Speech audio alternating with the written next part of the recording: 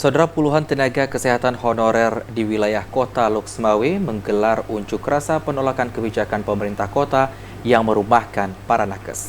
Nakes menuntut perpanjangan surat keputusan kerja untuk para honorer agar bisa mengikuti seleksi penerimaan pegawai pemerintah dengan perjanjian kerja. Puluhan mantan honorer tenaga kesehatan atau nakes yang berada di bawah Dinas Kesehatan Kota Loksmawe melakukan aksi unjuk rasa di kantor Wali Kota Loksmawe. Dalam aksi ini, para tenaga medis ini menolak kebijakan pemerintah yang merumahkan puluhan nakes tanpa ada kepastian kapan mereka kembali bekerja.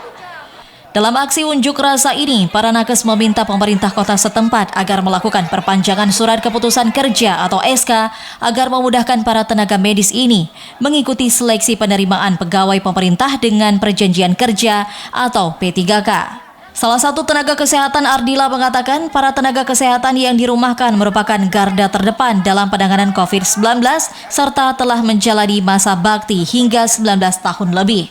Sehingga keputusan pemerintah kota untuk merumahkan mereka dinilai tidak efektif meski pemerintah menyatakan kelebihan kuota yang dibutuhkan.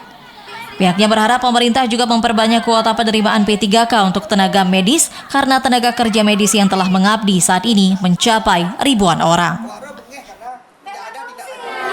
Bapak PJ Wali Kota Loksmawe menindaklanjuti lagi atau meninjau kembali kami yang dirumahkan, di-SK-kan kembali dari mulai 2023 sampai dengan seterusnya. Kemudian ditinjau kembali jika ada pihak-pihak terkait atau siluman yang sering kita dengarkan di-SK-kan, tolong ditindaklanjuti. Ya, kami udah mengabdi puluhan tahun, ada 13 tahun lebih daripada itu, dirumahkan.